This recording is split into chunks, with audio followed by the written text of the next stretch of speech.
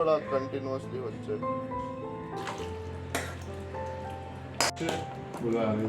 আনবো এটা কি হাটের এই প্রান্ত থেকে ওই প্রান্ত, ওই প্রান্ত থেকে ওই প্রান্ত, মানে দৌড়ে বেড়াচ্ছিস তুই। শুভ সকাল বন্ধুরা, কেমন আছেন সবাই? আশা করি যে যেখানে আছেন সবাই খুব ভালো আছেন, আমরাও ভালো আছি। আমার আরও একটি নতুন ব্লগে আপনাদের সবাইকে স্বাগত জানাই। আর আজ ব্লগটা শুরু করলাম একদম কিচেন থেকে। রান্নাবান্না চলছে, আজ করছি এঁচোড়ের তরকারি, আর এদিকে হচ্ছে পাবদা মাছের সর্ষে পোস্ত আর নিমপাতা ভাজা। এখন প্রায় 10টা মতো বাজছে, আর আমি ওড়না দিয়ে পুরো মুখ চোখ ঢেকে ফেলেছি রোদের জন্য। এখন ওকেও পৌঁছে দিয়ে আসবো, আর একটু ব্যাংকেও যাব। এখন 11টা 5 মতো বাজছে, আর ওকে পৌঁছে দিয়ে বাড়িও চলে এসেছি। আর ভেবেছিলাম তোমাদের সাথে সবটা শেয়ার করব। ব্যাংকে গেলাম, বললামই তো যে ব্যাংকে যাচ্ছি। ব্যাংকে গেলাম, একটু তরমুজ নিলাম বাজার থেকে, তারপর এসে আবার দোকান থেকেও এই যে তরমুজ কিনলাম। একটা তরমুজ নিয়েছি, জানি না আজকে তরমুজটা কেমন হবে। রনি আসবে বলেছে, যদি পারে আসবে বিকেলবেলায় বা সন্ধ্যেবেলায়, তো যদি ও আসতে পারে সেজন্যই। আর তাছাড়াও এখন গরমকালটা বেশ ভালোই লাগে তরমুজটা খেতে, ওই জন্য কিনে নিয়ে আসলাম আরও। তো রনিও আসবে, একটু ঠান্ডা ঠান্ডা তরমুজটা দিলে ছেলেটার বেশ ভালো লাগবে। আর তাছাড়া দোকান থেকে কিনলাম এই যে ডিম নিয়ে এসেছি। ডিমটা এখানে রাখি, আবার তুলে রাখতে হবে, খুব জিনিস, এক্ষুনি ফট করে ভেঙে যাবে। আর নিয়ে আসলাম হচ্ছে একটু পাউরুটি নিয়ে এসেছি, বান রুটি। বাবু যদি আস্তে আস্তে সন্ধে হয়ে যায় তাহলে ও একটু খেতে পারবে। আর নিয়ে এসেছি একটা দুধের প্যাকেট। আর এই ব্যাংকেও প্রচুর ভিড়, কিন্তু আমার কাজটা খুব একটা বেশিক্ষণ সময় ছিল না, মোটামুটি হয়ে গেছে আর কি। আর বসি জল খায়, ঠান্ডা ভালো লাগছে না, এত রোদ গরম না। আর আজকে বাবু আসবে বলেছে, তো দেখি ভাবছি যে, আর শরীরটাও না ঠিক ভালো নেই আজকে, সকাল থেকে পেটটা বড় মানে যন্ত্রণা দিচ্ছে, মানে ঠিক লাগছে না শরীরটা। আর এত গরম না, মানে কি বলবো, বারবার বলছি গরম গরম গরম, আপনারাও বিরক্ত হয়ে যাবেন। তো যাই হোক, মানে মানুষ যখন যেটা বেশি ফিল করে সেটাই মুখ দিয়ে বেরোয় না। মানে ব্যথা হলে, শরীরে ব্যথা হলে আমার ব্যথা লাগছে ব্যথা লাগছে ব্যথা লাগছে, এটাই যেমন সবসময় বলতে থাকি, তেমনি মানে কি এই গরম লাগছে গরম লাগছে, ঠান্ডার সময় ঠান্ডা লাগছে ঠান্ডা লাগছে। এই মানুষ মাত্রই এই সব মানে বদ অভ্যাস বারবার বলতে থাকি। তো যাই হোক, এখন দেখি বাকি কাজকর্মগুলো করি, স্নানটা সেরে নিয়ে মানে একদম হয়ে গেলেই ভালো, এই দিকের পাটটা চুকে যাবে। তাহলে এখন একটু বসি, জল খাই, বাইরে থেকে আসলাম তো প্রচণ্ড, এই ঠোঁটগুলো শুকনো হয়ে যাচ্ছে। শরবতটা দিই ওকে, এনে। খুব কষ্ট হলো বল আসতে,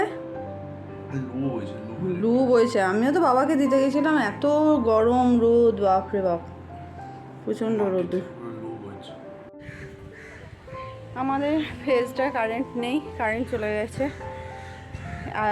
আধা ঘন্টা 40 মিনিট হয়ে গেল, অথচ রাস্তার লাইটগুলো রয়েছে, দেখা যাচ্ছে স্ট্রিট লাইট সব জ্বলছে, আর আমাদের ফেজ নেই, কিছু নেই।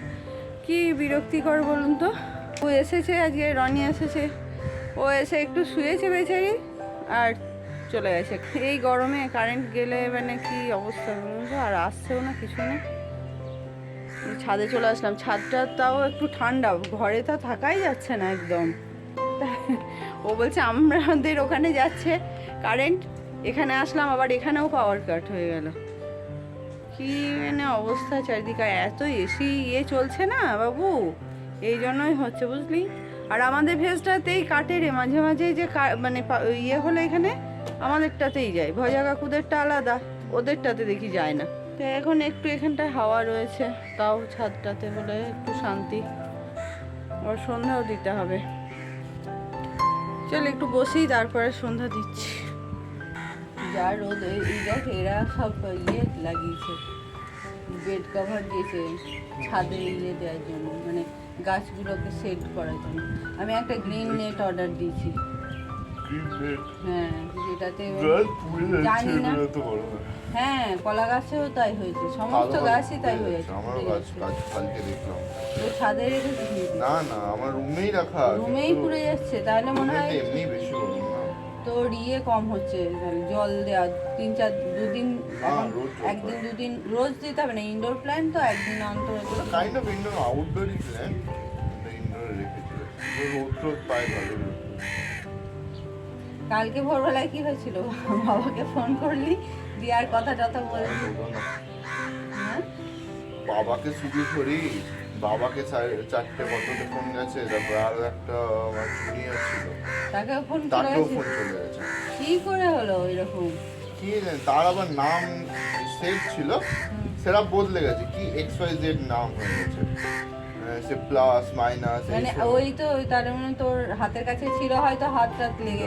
হাতের কাছে আমি রাখি না, না আমি তাহলে কিভাবে গেছে? সাইডে রেখেছি, লক করা থাকে। হ্যাঁ, তার লক খুলে কিভাবে গেল? কে জানে বাবা, আমার তো টেনশন হয়ে গেছে। আজব ব্যাপার। তার আগের রাতে আবার হয়েছে, আমার ইনস্টাগ্রাম থেকে আমার গ্যালারিরই একটা ফটো তোলা ফটো, মানে এমনি কোনো মানুষের নয়, একটা সাইন বোর্ডে তো দরকার ছিল দোকানটার ফটোটা তুলে এনেছি। সেই দোকানটার ফটোটা পোস্ট হয়ে গেছে ইনস্টাগ্রামে।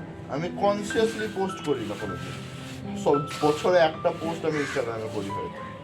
সেটাতে মানে একটা তুমি ইনস্টাগ্রামে ফটো পোস্ট করেছো, সেটা অনেক কটা স্টেপসের ব্যাপার তো, কিন্তু সেই সব কটা স্টেপ ঠিক হয়ে হয়ে হয়ে হয়ে হয়ে নেক্সট করে গিয়ে ওই ফটোটা পোস্ট হয়েছে। এবার সকালে আমার বন্ধুরা আমাকে বলছে যে এই কি ফটো পোস্ট করেছিস তুই ইনস্টাগ্রামে সকালবেলা? কি আমি ফটো পোস্ট করেছি দিয়ে তো কিভাবে নিজে ইনস্টাগ্রাম করে দেখি, না পোস্ট হয়েছে সেই একই টাইমের আশপাশে, হ্যাঁ 3-4টের সময়। এটা আবার কি ভাওতা উড়িয়ে দিলাম। কিন্তু আবার কালকে যেটা হলো সেটা মানে ব্যাপারের টাইপের হয়ে গেল। তোমাকে বাবাকে ফোন গেল, জুনিয়রকে ফোন গেল, তার আবার নাম্বার বদলে গেল, মানে নাম বদলে গেল। কি হবে, কিরকম ব্যাপার। হ্যাঁ, অনেক সময় আমাদের সাথে অনেক ঘটনাই ঘটে যেগুলো দেখে ঠিকঠাক ব্যাখ্যা করা যায় না। মানে তুই যে মানে বলবি যে এইটার পরিপ্রেক্ষিতে এটা হয়েছে, মানে সবসময় যুক্তি তর্ক দিয়ে সব হয় না, তাই না?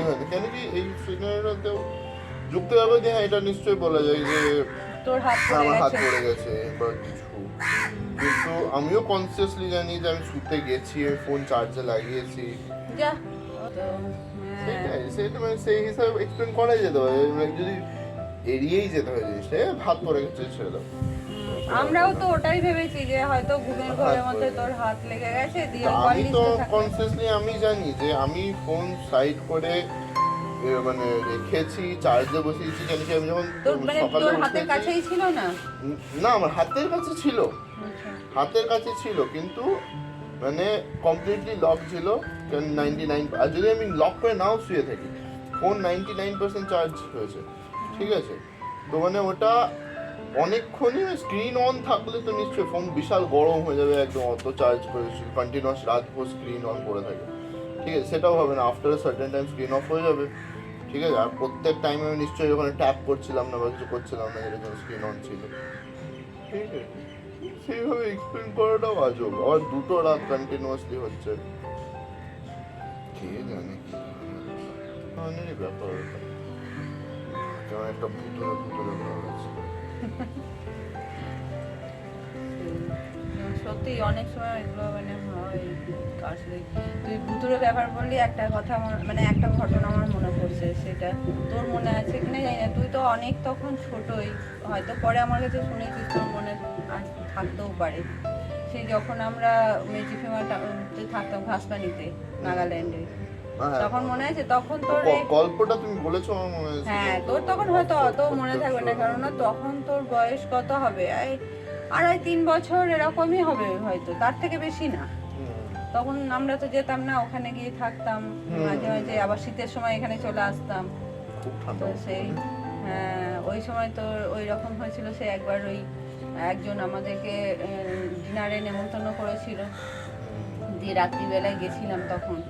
আর যখন রাত্রিরের মানে খাওয়া দাওয়া করে আস্তে আস্তে আমাদের অনেকটা টাইম মানে রাত্রির হয়ে যায়, প্রায় তাও 10:30 11টার কাছে এরকম হয়ে অনেক গেছিল। রাত্রি অনেকটা হ্যাঁ হ্যাঁ ঠিকই, ওইখানে তো অত মানে সন্ধ্যেবেলায় যেখানে মানুষ খাওয়া দাওয়া করে ম্যাক্সিমাম 7টা 7:30 ম্যাক্সিমাম, সময় সবাই শুয়ে সেই পড়ে। জায়গায় 10টা 10:30 হয়ে গেছে।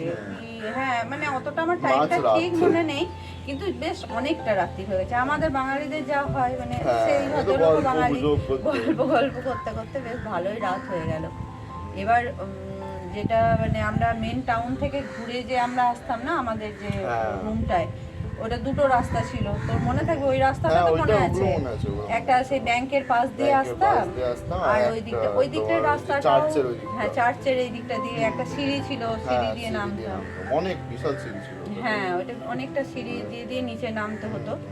আর ওই দিকটা দিয়ে আসিনি কেন, এক তো অনেকটা ঘুরে আসতে ঘুরে হবে, আসতে হবে। রাত্রি হয়ে গেছে। আর ওই দিকটার রাস্তাটাও যে খুব একটা ভালো ছিল খুবই না মানে বালি ধরনের রাস্তা, বাবাটা পিছলে যাওয়ার চান্স খুব থাকে। হ্যাঁ অনেকটা হাইট ছিল, মানে কি স্লোপটা অনেকটা বেশি ছিল। তো তোকে তো তখন কোলে করেই মোটামুটি নিয়ে যাতায়াত করতে হতো, তুই হ্যাঁ হেঁটে হেঁটে যেতে পারতিস না। তো ওই রকম নিয়ে এসছি রাত, যাই হোক আমরা এসছি, এসে ঘুমিয়ে পড়েছি সেদিনকে, তো কিছুই ব্যাপার না। এবার মানে ঘর মানে ইয়েটা যখন থেকে শুরু হলো, তুই রাত্রি তখন প্রায় 2-2:30 সেই এরকম দিনকে? হবে। হ্যাঁ সেই দিনই রাত্রিরে, মানে এসে তো আমরা এসে শুয়ে চেঞ্জ পড়েছি। করে ফ্রেশ হয়ে শুয়ে পড়েছি, ঘুমিয়েও গেছি। এবার রাত্রি 2-2:30 এরকম সময় থেকে মানে মাঝরাতে উঠে তুই এই কান্নাকাটি শুরু করে দিয়েছিস, খুব কাঁদছিস।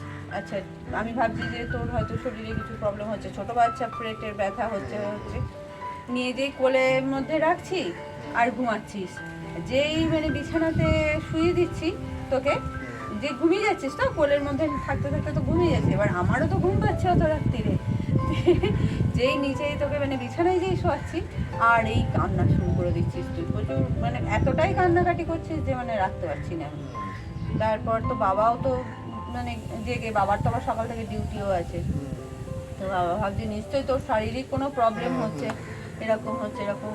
তারপরে তখন পেটে ব্যথার মানে কি ওষুধ বোধহয় যেটা ছিল একটু দেওয়া হলো, কিন্তু তাতেও কোনো ফল কিছু হলো না, মানে পেটে ব্যথা করছে সেরকম যে তা না।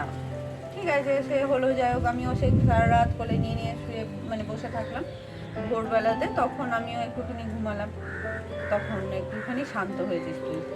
এবার সব থেকে মানে ব্যাপারটা আশ্চর্যের যখন হলো, এটা তো ঠিক আছে বাচ্চা কাঁদছে, কোনো ব্যাপার না, হতেই পারে, নর্মাল ব্যাপার, হতেই পারে ছোট বাচ্চা শারীরিক কোনো অসুবিধাতে কাঁদছে। তো সকালবেলায় ওই যে ফারুক আঙ্কেল ছিল না, সাসারডে চাকরি করতো যে ফারুক আঙ্কেল, আমাকে হ্যাঁ ওই ওরা তখন মুমতাজ আন্টি ছিল না, ফারুক আঙ্কেলই আমাকে এসে জিজ্ঞেস করছে। হ্যাঁ মনে হয় তখন বিয়ে হয়নি, ও সিঙ্গেল ছিল। হ্যাঁ তখন এসে আমাকে জিজ্ঞেস করছে যে ও রনি কাঁদছে, কাঁদছিল না না না না না ছিল না, হ্যাঁ ঠিক ছিল না, তখন ছিল না, অনেক পরে হয়েছে। তো আমাকে এসে জিজ্ঞেস করছে যে রনির কি হয়েছে, কাঁদছে অত রাত্রিরে, সব মানে এতটাই তুই কান্নাকাটি করেছিস, সবাই মানে আশেপাশে মানে সব রুমেরই লোকজন জেনে গেছে। তো এসে জিজ্ঞেস করছে, আমি বলছি জানি না, ওর মনে হয় শারীরিক কিছু প্রবলেম হচ্ছে, আবার কিন্তু সকাল থেকে তুই নর্মাল, সকাল থেকে কোনো প্রবলেম নেই, মানে ঘরের মধ্যেই খেলাধুলো করছিস, এ করছিস, সব ঠিক আছে। দিয়ে ফারুক আঙ্কেল আমাকে জিজ্ঞেস করছে, আমি তখন মানে রান্না করছি, বাবা তখন বোধহয় ফ্রাইডে ছিল বোধহয় দিনটা, বাবা মার্কেটে গেছিল, ফ্রাইডে মার্কেট হতো না ওখানে, হ্যাঁ ফ্রাইডের দিন বাবা বাজার গেছে, ওখানে ওই একটা সপ্তাহে উইকলি একটা মার্কেট হতো, বিশাল মার্কেট হতো, ওইটা থেকে মেনলি আমাদের ফল টল সবজি বেশিরভাগ কেনা হতো। তো যাই হোক তখন বাবা মার্কেটে গেছে আর আমি তোকে নিয়েছিলাম, আমি রান্না করছিলাম, এটা মনে আছে আমার। তো ফারুক আঙ্কেল এসে আমাকে জিজ্ঞেস করছে যে কি হয়েছে, ও কাঁদছিল, এরকম কান্নাকাটি করছিল খুব রাত্রিবেলায় শুনলাম। তা আমি বলছি যে হ্যাঁ কি মনে হয় শারীরিক কিছু প্রবলেম হবে, ও কেন কান্নাকাটি করছে বুঝতে পারছি না। বলছে তোমরা অনেক রাত্রিরে ফিরেছো না কালকে, ও বুঝতে পেরেছে, যাই হোক একজন আসলে ঘরে ঢুকলে তো বুঝতে পারবে আশেপাশের লোকজন। হ্যাঁ ওইখানে গেছিলাম, ওদের ডিনারে নেমন্তন্ন করেছিল, তো আস্তে আস্তে অনেকটা রাত্রি হয়ে গেছে।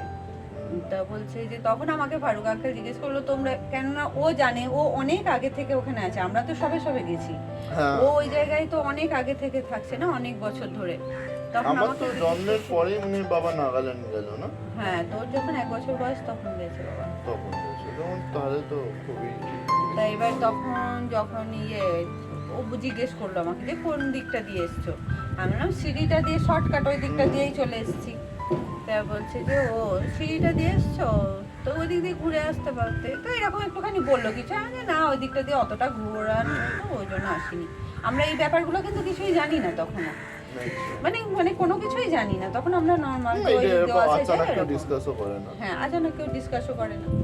তো ফারুক আঙ্কেল বললো আচ্ছা ঠিক আছে আমি আসছি বলে, ও জানি না ওর রুম থেকে একটা এরকম শিশি, মানে ছোট শিশির মধ্যে জল নিয়ে, মানে জল কিছু একটা আছে আর কি, জল আমি পরে জানলাম কিন্তু তখন আমি জানি না কি আছে, ওই একটা এরকম শিশি নিয়ে এসছে। আশ্চর্যজনকভাবে মানে এই ঘটনাটা মানে আমার মনে কেন হলো যে ওই যখন ও মানে আমাদের রুমে ঢুকবে তুই রীতিমতো চিৎকার করতে শুরু করে দিবি, একদম আসবে না, একদম আসবে না। আর তখন তুই কথা বলতে পারতিস, তো তুই ছোট থেকে পরিষ্কারভাবেই তোর কথা হয়ে বেরিয়েছিল, কথা বলতে পারতিস। ওইটা মানে আশ্চর্য লেগেছে আমার, যার জন্য আমার জিনিসটা এত, তারপরে আমি আমার মনে আছে ব্যাপারটা। আর ফারুক আঙ্কেলকে তো তুই কতই ভালোবাসতিস, ওদের রুমে যেতিস, ওদের কোলে চেপে চেপে তুই ঘুরে বেড়াতিস, কত জায়গায় যে মানে খেলা করতিস ওদের রুমে গিয়ে। সেই জায়গায় ফারুক আঙ্কেল মানে ঢুকবে আর তুই এই মানে একদম চিৎকার করতে শুরু করে দিয়েছিস, না আসবে না আসবে না, একদম ঢুকতে দেবে না আমাকে বলছিস। আর সেই খাটের মানে কি আমাদের যে খাটটাতে ছিল আর কি, খাটের এই প্রান্ত থেকে ওই প্রান্ত, ওই প্রান্ত থেকে ওই প্রান্ত, মানে দৌড়ে বেড়াচ্ছিস তুই। আমিও মানে অবাক হয়ে গেছি, এরকম হঠাৎ করে, তার আগে কিন্তু খেলছিলিস তুই, খাটে বসে বসে খেলছিলিস, হঠাৎ এরকম মানে আশ্চর্য মানে একটা মানে ব্যবহার দেখে আমার তো মানে কিরকম একটা লাগছে। মানে তেমনি মানে তারস্বরে চিৎকার, কান্নাকাটি শুরু করে দিয়েছিস, খুবই চিৎকার করছিস। আর ফারুক আঙ্কেলও তো ছোট বাচ্চা থাকে কতক্ষণ, আমাকে বলছে বৌদি ধরো ধরো, আমিও তোকে মানে একটু চেপেই ধরলাম। তখন ফারুক আঙ্কেল কিছুই করলো না, একটা জল নিয়ে, আর তুই তো লাগাতে দিবি না কিছু, তুই মাথা নিয়ে এরকম এরকম করছিস, তো একটা জল বললো, তো কপালে টপালে বুকে হাতে পায়ে সব লাগিয়ে দিল, দিয়ে মানে আবার সেই রকমই আশ্চর্যজনক ভাবে তুই একদম শান্ত হয়ে গেলি। একটা দেখ, হ্যাঁ একটা ছোট্ট বাচ্চা, সে তো এগুলো কিছু বোঝে না কি আছে কি না, আমিও তো আমারও সত্যি আমি এগুলো আমার ধারণা নেই, বা এগুলো আমি অত ইয়েও করি না, করতাম না সেই সময়। আর এখনো যে মানে কোনো বিশ্লেষণের আছে, ব্যাখ্যা আছে আমার কাছে এখনো নেই কি জন্য এরকম হয়েছিল। তো সেই রকম ওরকম হঠাৎ করে যেমন তুই চিৎকার করছিস উত্তেজিত হয়ে গিয়ে মানে ছোটাছুটি দৌড়াদৌড়ি, ঢুকতে দিবি না, আবার যে ওটা লাগিয়ে দেওয়ার পরে মানে কি পরক্ষণে একদম শান্ত, আমার কোলের ওপরে শুয়ে, তখনও ফোপাচ্ছিস, যেহেতু অত কাঁদছিলি ফোপাচ্ছিস, শান্ত হয়ে গেলি পুরো। তারপরে আধ ঘন্টা পরেই ফারুক আঙ্কেলের ঘরে চলে গেলি, এই খেলাধুলো করছিস, তার আগে কিন্তু তাকে ঢুকতে দিচ্ছিলিস না। তখন ফারুক আঙ্কেল আমাকে বললো যে ওই সিঁড়িটা কোনো কারণে মানে ওটা জানে না, ও বললো আমিও ঠিক মতো জানি না, কিন্তু ওই সিঁড়িটা সবাই অ্যাভয়েড করে রাখতে পারে, কেননা ওখানে কিছু একটা ব্যাপার আছে, অনেকের সাথে অনেক ধরনের মানে কিছু হয়েছে, ওই জন্য সবাই অ্যাভয়েড করে। তুমিও তো জানতে না, আর আমরাও তোমাদের সাথে এই ব্যাপারে কোনো আলোচনা করিনি, তবে ভবিষ্যতে তোমরা রাত্রির বেলায় অন্তত মানে সন্ধ্যার পরে আর ওই সিঁড়িটা মানে ব্যবহার করো। তো সেইটাই মানে মানে আমার অভিজ্ঞতা, নিজের চোখে দেখা, এবং মানে তোর সাথে হয়েছে, আমার সাথে হয়েছে ব্যাপারটা, মানে অন্য কারোর কাছ থেকে গল্প শোনাও না। তো সেইটাই বলছি যে সব সময় সব মানে ঘটনার ব্যাখ্যা হয় না। এটা ভেবে পুরো স্ট্রেঞ্জ লাগে, কেন কি আমি সব কিছুই জানি যে সিরিটা কিরকম, আমি ইনসিডেন্ট আমার মনে নেই। তুই তখন খুব ছোট না, তো কি করে মনে থাকবে? 2.5 থেকে 3 বছর বড় জোর বাচ্চা, মানে কি তুই এতটাই ছোট, তোকে কোলে করে আমি তখন নিয়ে হাঁটা চলা করি, তাহলে তো তার থেকেও ছোটও হতে পারে। সিরিটা আমার প্রপার একদম, হ্যাঁ, তারপরে তুই আরেকটু বড়বেলা পর্যন্ত, আমি তো অনেক বড়বেলা পর্যন্তই ওখানে ছিলাম, তখন ওই জন্য সিঁড়িটা তো মনেই থাকবে। কিন্তু মানে ওই তার সিঁড়িটার সামনেই চার্চটা ছিল, একদম একদম একদম সিঁড়ি থেকে উঠলে এই সাইডে পোস্ট অফিস, তাহলে এখানটা ওখানটা চার্চ, চার্চ, তাহলে কি করে কিভাবে এরকম কিছু একটা ব্যাপার তো নিশ্চয়ই ছিল। আর যখন নিজে এক্সপেরিয়েন্স করা, এক্সপেরিয়েন্স না হ্যাঁ, করলেও তুই ছোট, আর তোর ফারুক মনে নেই। আঙ্কেল এত ডিটেইল ভাবে একটাই তোমাকে প্রথমে কোশ্চেন করলো যে কোন রাস্তা দিয়েছে। হ্যাঁ, কেননা ওখান থেকে ওই দুটোই রাস্তা আছে ওখান থেকে আসার। মানে ও কিছু বুঝতে পেরেছে, মানে জানি না ও কিভাবে কি গেস করেছে বা কি, ও ওই রাস্তাটার জন্যই মেনলি গেস করেছে। ও আর ও বললো এটা কি ওদের মানে কিছু ওদের ধর্মের কিছু ব্যাপার থাকে, জল টল বা কিছু বললো একটা কিছু তো হতে পারে, জানি না, সেটা সবার নিজের নিজের বিশ্বাস। তবে আমার নিজের চোখে এটা আমি দেখেছি, নিজে এক্সপিরিয়েন্স করেছি, এর ব্যাখ্যা আমি বুঝিনি কিছু। কেননা একটা বড় মানুষ সে অ্যাক্টিং করতে পারে, কোনোটাকে সত্যিটাকে মিথ্যাভাবে প্রজেক্ট করতে পারে, কিন্তু একটা ছোট 2-2.5-3 বছরের বাচ্চা কোনোদিন সেটা পারে না। যার জন্য আমার মনে এটা মানে এখনো মানে সেই দিনটার কথাটা মানে এখনো জল করছে না, এই দিনেরই যেন কথা, একটা কথাও আমি ভুলিনি। আমার মনে আমার প্রথমে তো কিছুই মনে হয়নি, আমি ভেবেছিলাম তো শরীর খারাপ, ঠিক আছে, সকালেও তুই নর্মাল মানে বিহেভ করছিস, নর্মাল যেরকম বাচ্চা মানে থাকে, ঠিক আছে, শারীরিক কিছু অস্বস্তি হচ্ছিল, তো হয়তো এরকমও হতে পারে তুই হয়তো সেই সময় কিছু ভয় পাচ্ছিলিস, সেটা তো তুই এক্সপ্লেন করতে পারছিলিস না আমাকে ঘুমের ঘোরে, হয়তো এরকমও হতে পারে তুই বিছানায় শুয়ে দিলে হয়তো কিছুতে ভয় পাচ্ছিলিস, মায়ের কোলে সেফ, সব সময় বাচ্চা মায়ের কাছে সেফ, তো সেইটাও হতে পারে।